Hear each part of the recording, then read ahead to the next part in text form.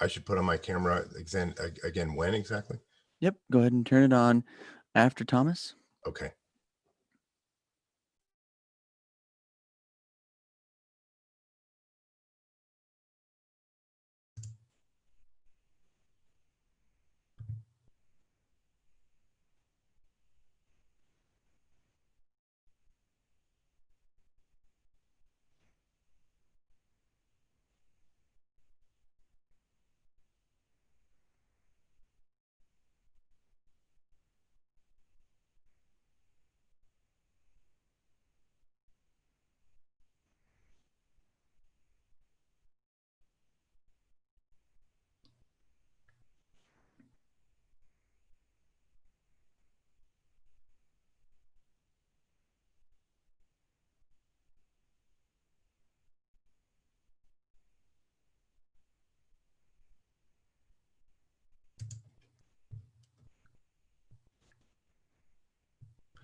Good morning, and welcome to the 60th anniversary celebration of the WSU Honors College.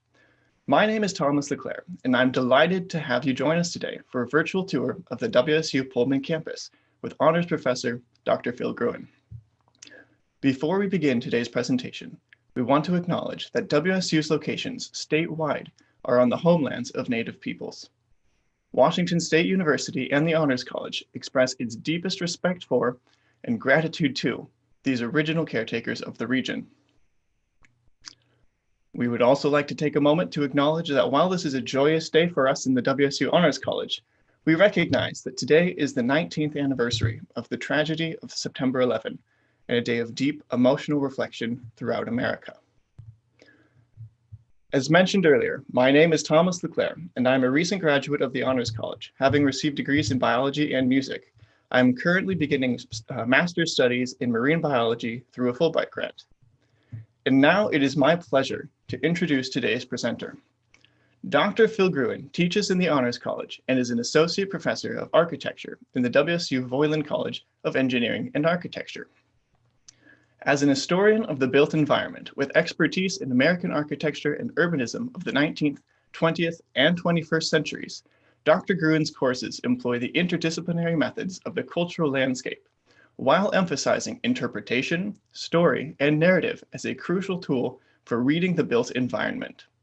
Dr. Gruen received his undergraduate degree from the University of California, San Diego, a Master of Arts degree in History of Architecture and Art from the University of Illinois, Chicago, and a PhD in Architecture from the University of California at Berkeley. He's published numerous peer-reviewed articles, entries, and book reviews, and presented at conferences and events on a broad range of topics. Dr. Gruen is currently conducting research on the buildings and landscapes of the WSU campus. So who better to take us on a tour of campus than Dr. Gruen? If at any time during the presentation you have a question for Phil, please submit your questions through the YouTube comments box. We'll do our best to answer as many questions as we can at the end of the presentation. Now, please join me in giving a warm Cougar welcome to Dr. Phil Gruen. Well, thank you, Thomas. Good morning to all of you on day 2 of the Honors College 60th anniversary virtual celebration. Now, of course, a walking tour is something we assume would be better to do in person and something that we hope that we can do for a future celebration. But since we're virtual this morning, let's talk about the advantages of doing it this way. Now, first, I can share my screen so we can see a lot more of campus in a shorter period of time by showing images of buildings, images of older images of buildings as well, rather than say trying to hold them up in a walking tour. And right now we can't really go inside the building. I mean, we could go inside the buildings. It would be a process to make it happen. So, so I have the opportunity to show you a few views of the interiors of some of these buildings. And finally, you can sit back and enjoy from the comfort of your living room or your kitchen or your home office, maybe even your bed. You don't have to run around campus or walk around campus with me this morning and get all sorts of early morning exercise. Now, before we get started, I want to say that this tour is inspired in part by my Honors College students. Many of them, for projects in my classes over the last couple of years, chose to write about campus buildings. And I've learned a lot from those projects. And from the students as well. I'm also grateful to the Honors College for giving me the opportunity to lead this little tour about a campus that I've grown to love, and one that I'm sure you do as well, a place we all hope to come back to before too long. But we've got quite a bit to cover this morning. So I'm going to share my screen and we are going to start walking. And why not? Let's start at the Honors College itself. We're standing here on the south side of the building, actually at the original entrance to what is today Elmina White Honors Hall, although this hasn't been used as the original entrance for many years. This was originally the building for home economics. It was completed in 1928. It was designed by the campus architect at the time, Stanley Smith. It was the home economics building for more than 30 years until 1960, when it was renamed Whitehall. And then following a massive $15.3 million renovation in the late 90s and early 2000s, the Honors College moved in, it became Honors Hall, and then a few years ago, it was rededicated as Elmina White Honors Hall. Let's move around to the west side of the building. The renovation completely changed the building's interior. The upper 4 floors of the building were turned into a residence hall, and the main floor was remade for the Honors College. But it also turned what were more regular, for example, staircases here into grander, more sweeping stairs leading up to the entrances that are today on either side of the protruding gable here, leading us also onto the porch in front, which is just outside the Honors College lounge, which is here with its wood paneling and its very comfortable seating and its fireplace, which is slightly hidden here behind Dean Norton on the far right-hand side, a place where the Honors College has so many events, where honors students present their honors theses.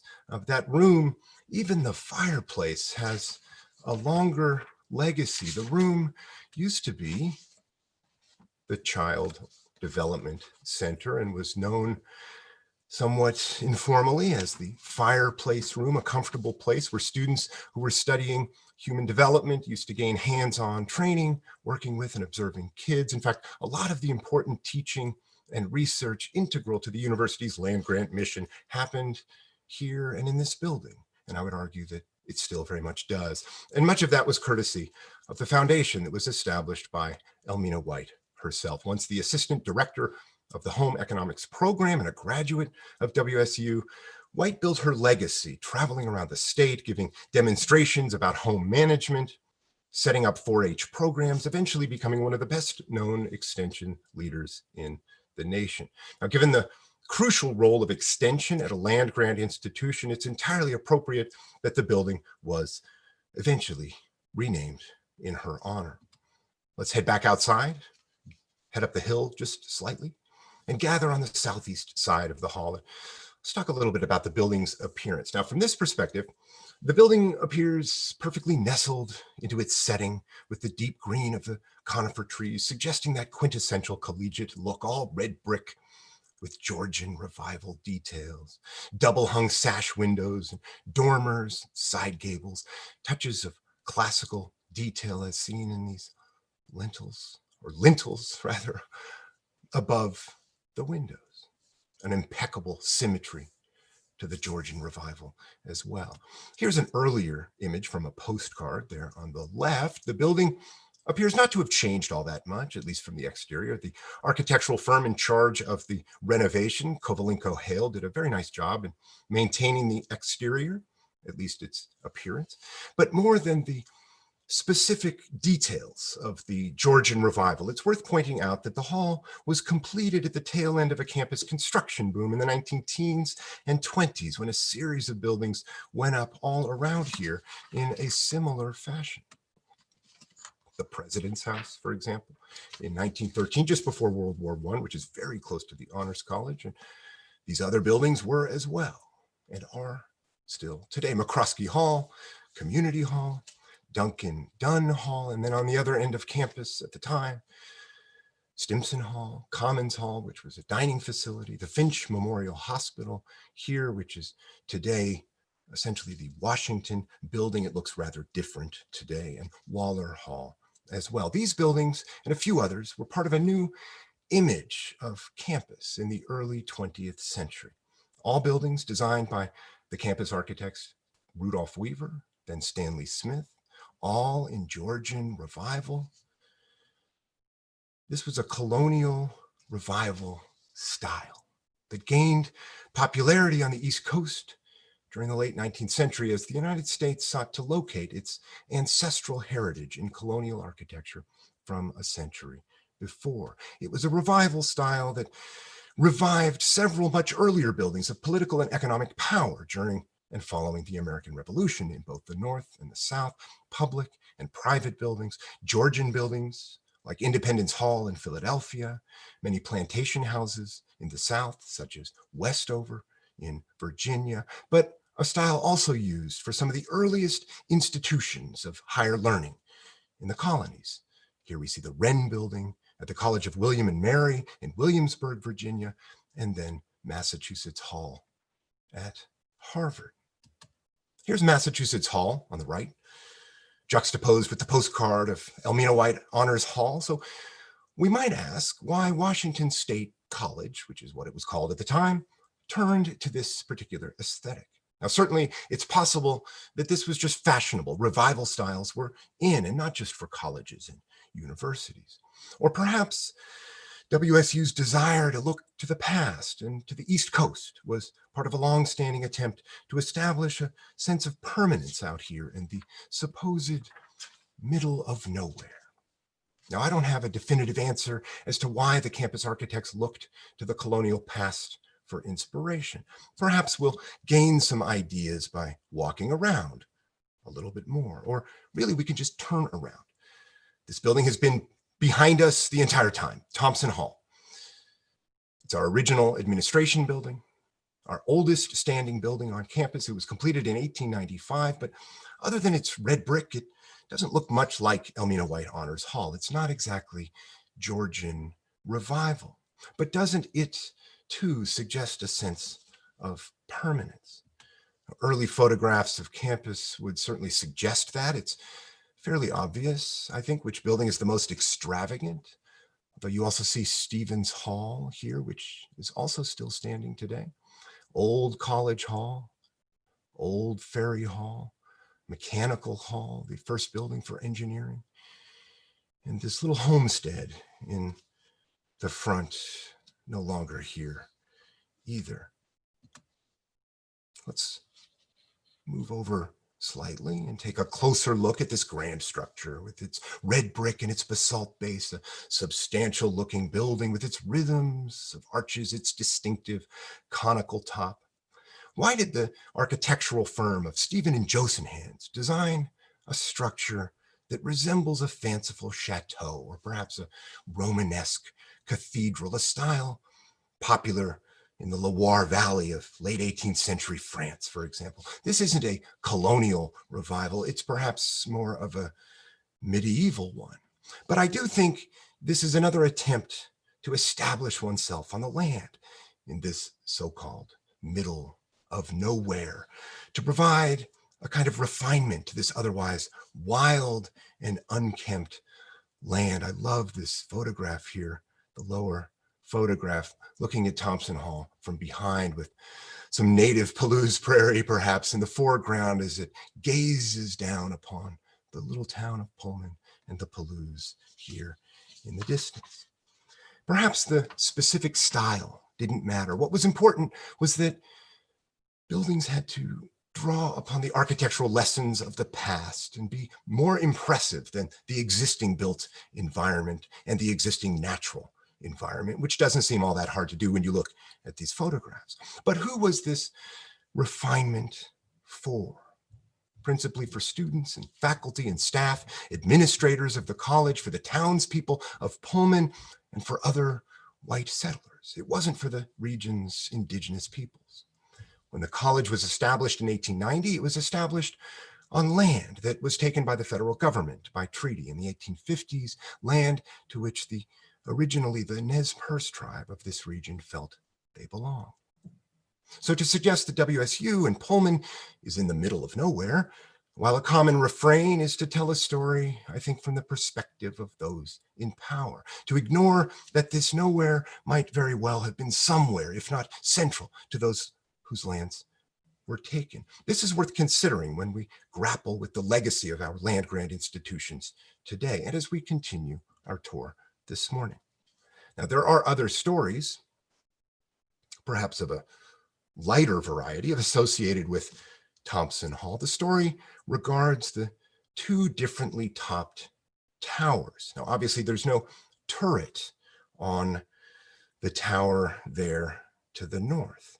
Now, these stories are fun, but for the real answer, how about we make this into our first trivia question of the tour? And I've asked Thomas to introduce our first trivia question to us. Thomas? Well, thank you, Dr. Gruen. So for the first trivia question, the question simply is, why does the second tower appear to be unfinished on Thompson Hall? Now, the answer of the trivia question will be provided at the end of the presentation, and the first person to correctly respond in the comments on YouTube will be contacted later by the Honors College to receive a prize. Thank you, Thomas. So no matter the real answer, I look forward to seeing your answers later. Personally, I love the stories that emerge about campus buildings and landscapes, so long as the stories are not culturally damaging. They enliven this place. They have the potential to do that. They can bring special meaning and memories. Let's walk up the hill a little bit and perhaps tell a few more stories. Plenty of stories associated with this building, Bryan Hall, whether the ghost of Enoch Bryan himself haunts the building. There have been accounts of people hearing and seeing a rocking chair moving on its own, as well as experiencing sudden temperature shifts in this building, for example. We do know that it was here in 1909 when the building was completed, what was originally called the Library and Assembly Building, where the library was essentially on the northern side of the building today before it moved into Holland Library, and where the very large Assembly Hall, now known as the Bryan Hall Theater, was created at that time as well. That theater also hosted many events, but an important event in 1960, a watershed year. It was the year that JFK, then running for president, arrived to give a speech in the theater. It was also when Jackie Kennedy had tea with students over in Stevens Hall. In this photograph here, as Kennedy is entering Bryan Hall, we can see College Hall there in the distance to the left. 1960 was also an important year because it was the year that the honors program was established, first established in Van Doren Hall and later spent many years over in Bryan. Indeed, Bryan was a principal hub of campus activity for much of the 20th century. You can see some images of the Bryan Hall Library down at the bottom there. Ah, the days of the card catalog. Now, I'll admit that some of what I've learned about Bryan Hall comes from Wikipedia. Now, I know what you're thinking. We're not supposed to be looking at Wikipedia as a scholarly source of information, certainly not for an honors college tour. But when one of your students created the Wikipedia page, in this case for Bryan Hall, then why not? So here we see a screenshot of the page that was created from scratch by Thomas Leclair over a year ago. Yes, the very same Thomas we are fortunate to have with us right now. Thomas, as he mentioned at the beginning, was graduated in May from the Honors College with a double major in music and biology. He's now on a Fulbright. He's preparing to enter the program in Vet Med next fall, and he's shown here in front of the 44-pipe Chance organ, which is in the Bryan Hall Theater, which he wrote about on the Wikipedia page. He's also performed on the organ. Let's move around to the other side. A few words about Enoch Bryan himself, after whom the building was eventually named. Bryan was the college's third president. He had a long tenure as president, some 22 years from 1893 to 1915. Among much else, Bryan tried to define what a land-grant institution might be.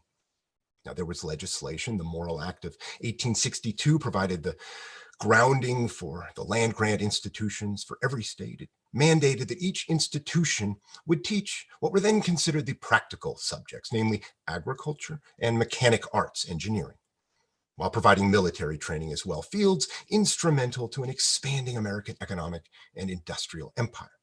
But there was another part of the land grant mission, that such institutions would not exclude a classical education, meaning education in the humanities and liberal arts and languages, in music. But the federal legislation did not dictate how states would set up that education. For Bryan, who himself had been trained with a classical education at Indiana and then at Harvard, it was important that students at Washington State always would have a well-rounded education. So even if the emphasis was on the practical arts, Bryan never wanted the college to look practical, to look perhaps vocational. He involved himself heavily in the selection of architects and the design of several buildings in the early years of the college, always wanting the campus to present a distinguished public face, which in those days typically meant the architecture of Western civilization. So it wasn't a coincidence that Bryan Hall featured relatively obvious references to the Western past, albeit in new combinations, in this case to classicism, the volutes here, the dentils that we see here, but also with its clock to the idea of medieval bell towers.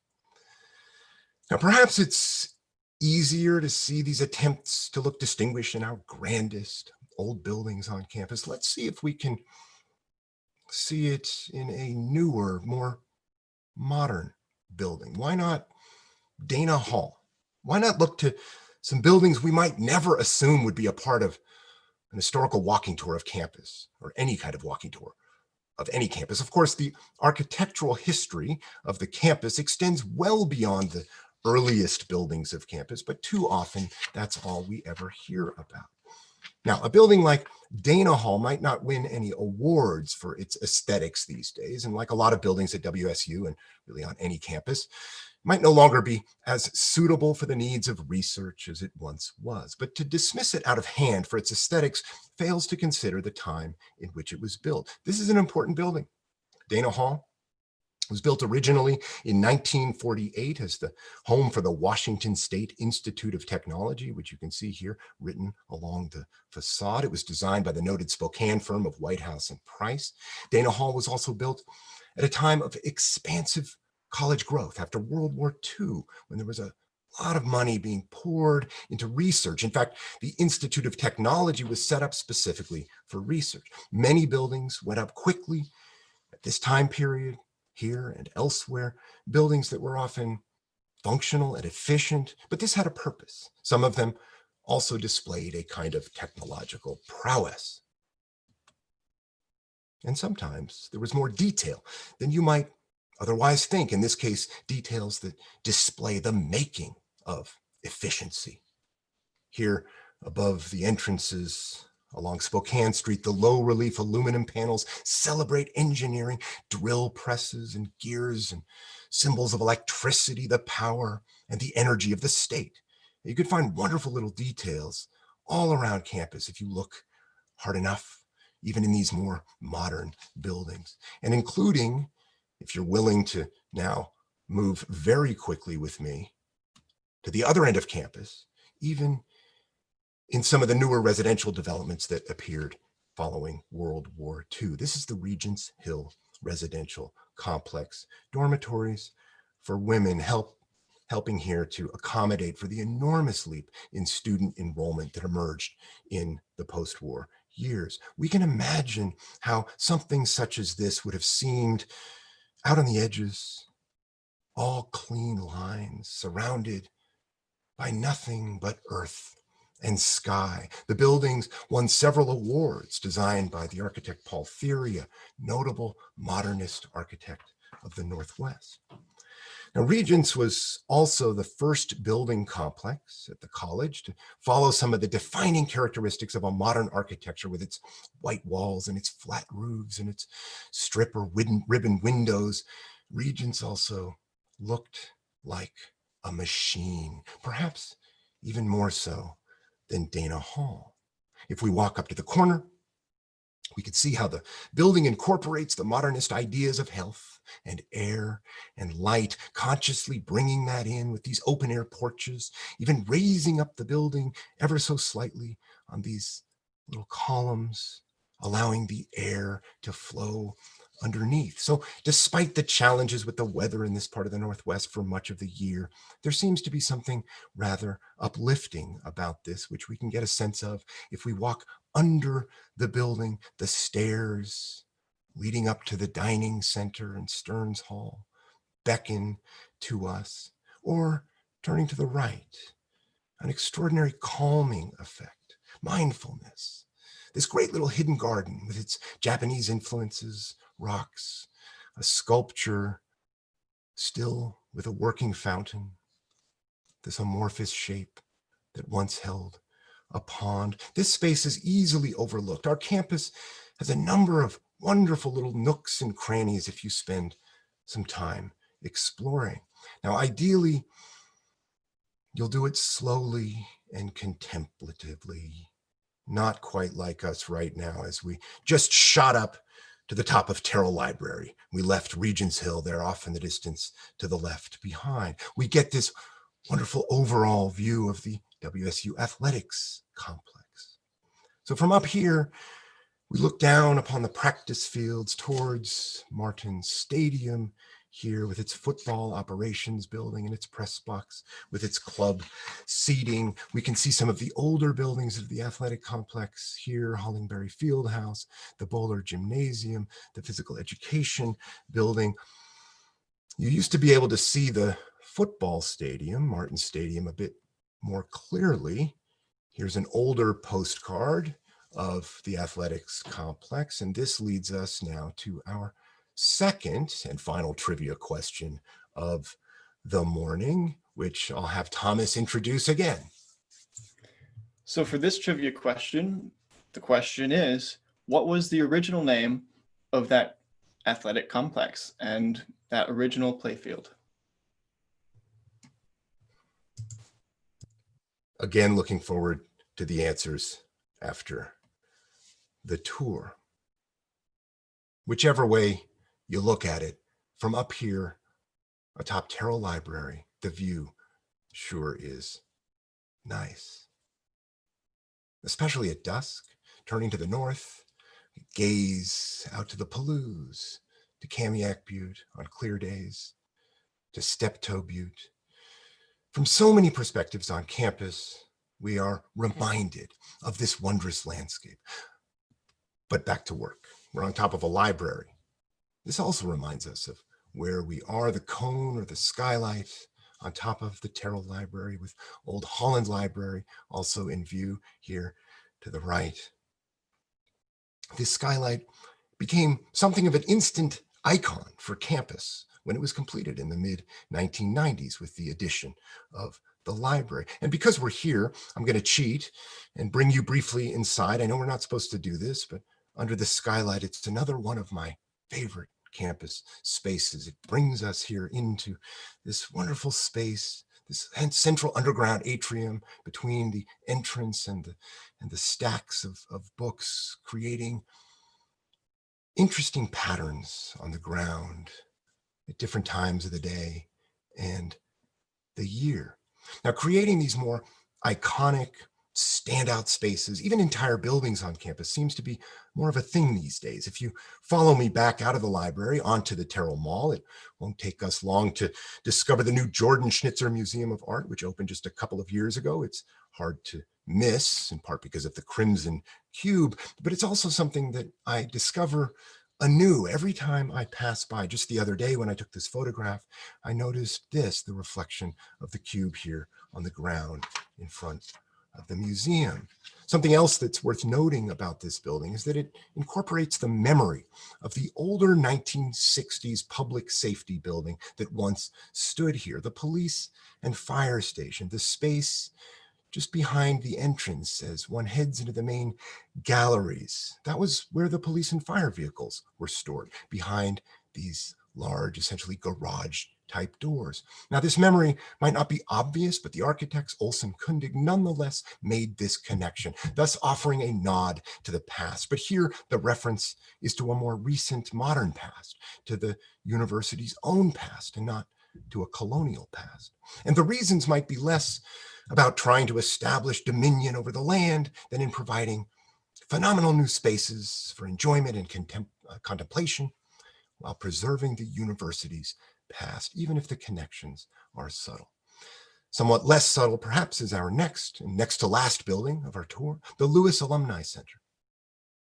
Another older, but also newer building, built originally as a barn, obviously central to our agricultural roots, but converted into the Alumni Center in time for the university's centennial in 1991. Now, as part of the land grant tradition, as part of that practical education, giving back to the region and the state, we've long had working farms, working dairies, fantastic vet school. Keeping this building then ties us literally to that landscape. Here's a photograph of what was originally this massive beef cattle barn in the 1920s. Actually quite an interesting work of architecture, designed as well, first by Rudolph Weaver, almost Georgian in its rigid symmetry. But by the early 1980s, it had fallen into disrepair. It apparently was slated for demolition before a campus preservation committee publicized its worth as a university symbol, this massive barn. And then folks in university relations, the forerunner of the WSU Foundation, led a campaign to save the building.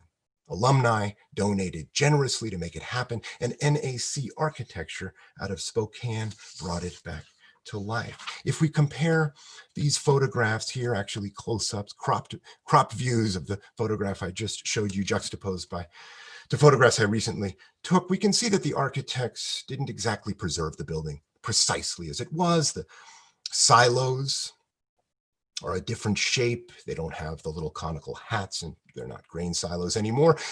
But some of the rhythms of the facade remain, the openings, even the elevated walkway that was once here an entrance into the hayloft, now an entrance into the second floor of the building. These are still there. Let's pop in for just a second. If I go back here, I know we're not supposed to do that, but we can also see how the timber roof was retained as well here up on the second floor. But quickly back out of the building. What I think is significant is that we have this building that easily could have been torn down, and even if it's not a working barn anymore, was transformed into an alumni center and an event space, a building that still recalls our attachment to the land.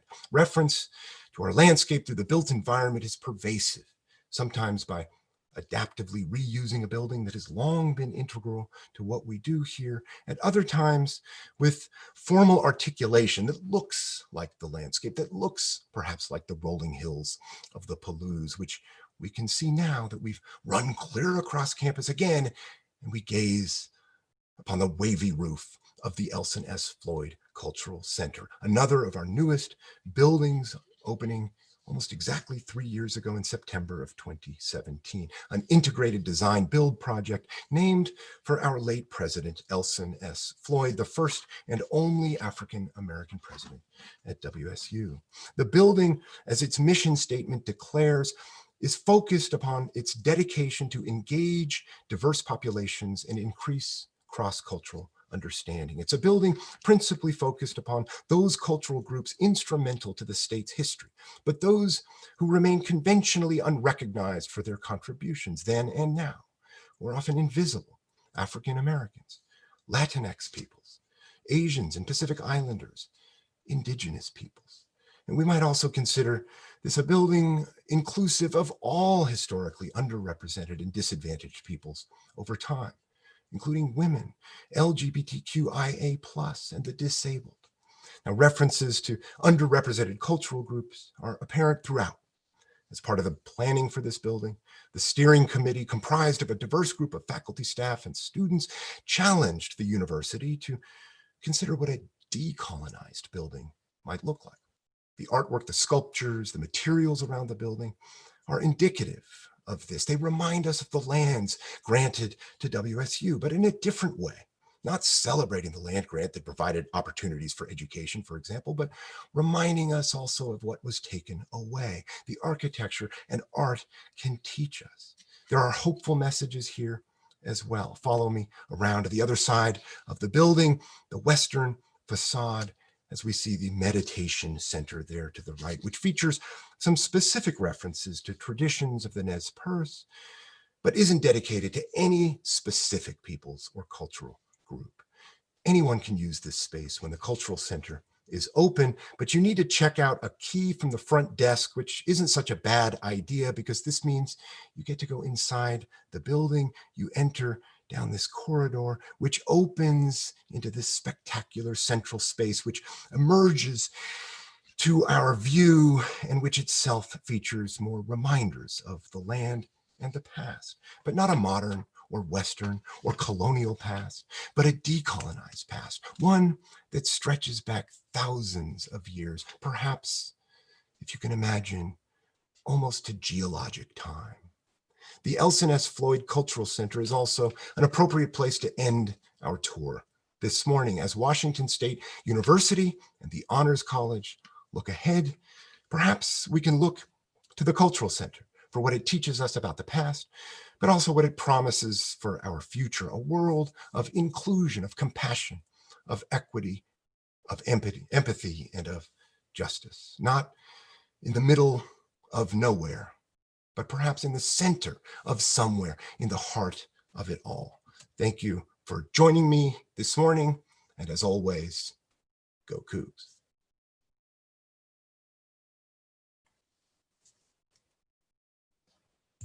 Well, thank you very much, Dr. Gruen. And that does conclude this presentation. But before we can leave, would you mind giving us the answer to those trivia questions?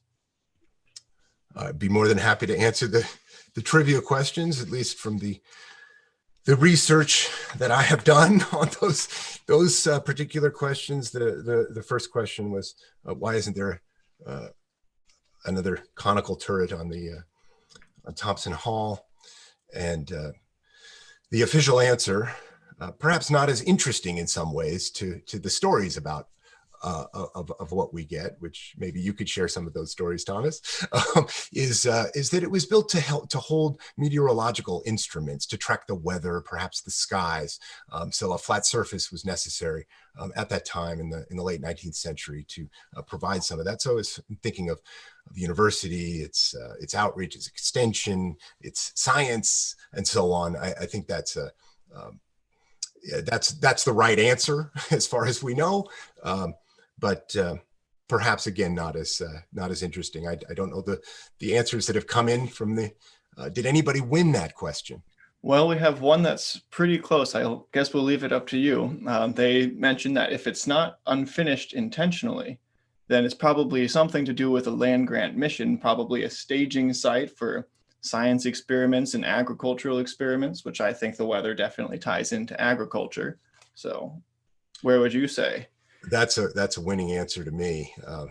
That's as close as that's the closest answer we've got, right? Yeah. Okay. Well, then congratulations to users. Here's LA. Please contact the Honors College at honors@wsu.edu, and they'll get back to you for information on getting the prize. What about the other one? The other question was, what was the original name of the field that is now Martin Stadium? The correct answer to that question is Rogers Field. Anybody get that one? And we did. And so the first person to have gotten that correct was Brian Richardson. And again, if you could contact honors@wsu.edu, they'll get right back to you. And now, Dr. Gruen, we do have a couple questions for you regarding the tour. So the first one is, as an architecture professor, which building on campus would you say is the most influential or most impactful to you? Which one impresses you the most? Wow. And perhaps I'm a little, I would venture to guess that maybe I'm a little bit more unusual than most in my response. And it's one of the ones that I showed today. It was Regents Hill, the residential complex. And some of that comes from an historical perspective on my part, that here's a building that was so influential, emerging out of a movement that was pervasive internationally. But the first building really in its pure kinds of ways, bringing modernism to campus. Paul Thiry was the architect, as I mentioned, in the tour for that building. And he was a very influential architect, Seattle-based.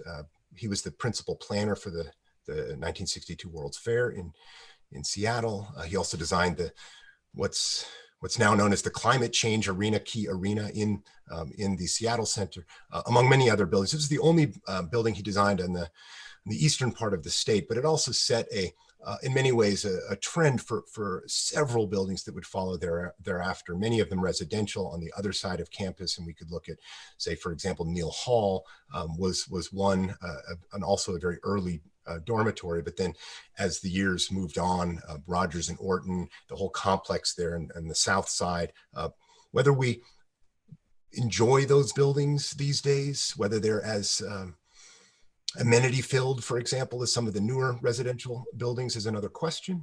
But in terms of their influence at that time, Regents was absolutely extraordinary.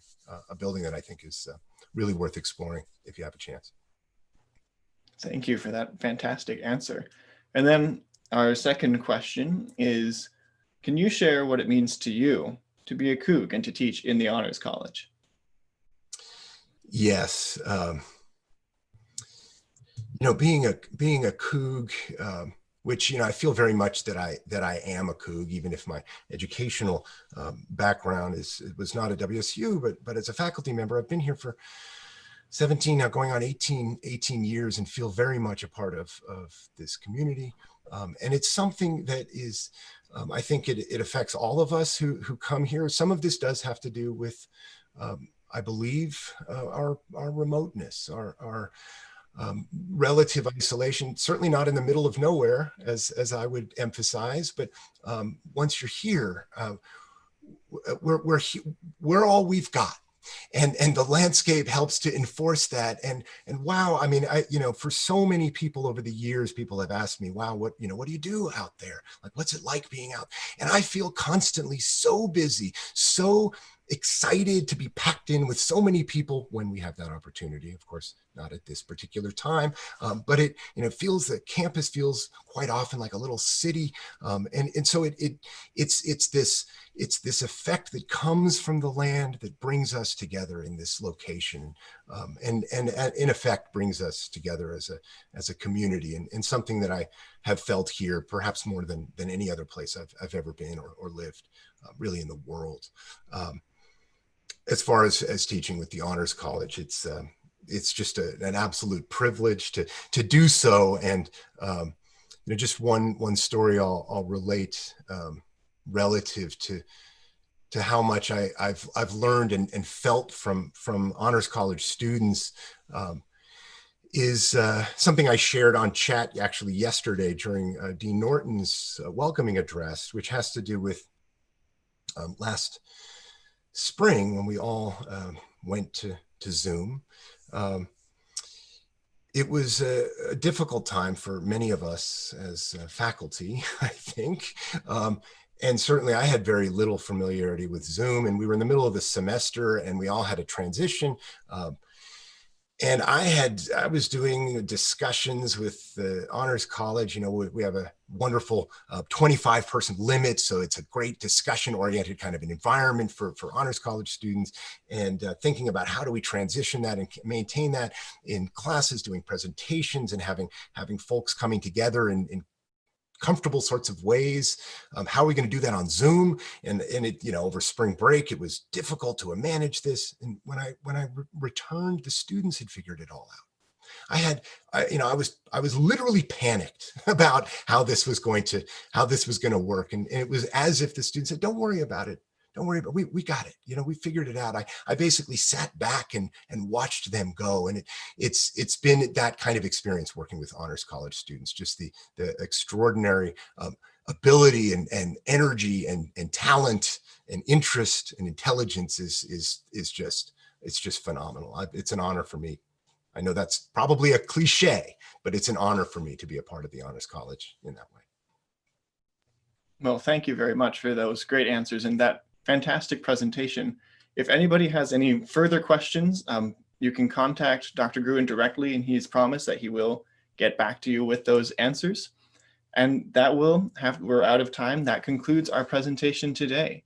So we'd like to thank everyone for spending part of their morning with us. And if you have any questions or comments, you can send those to honors@wsu.edu, and those will be forwarded to Dr. Gruen.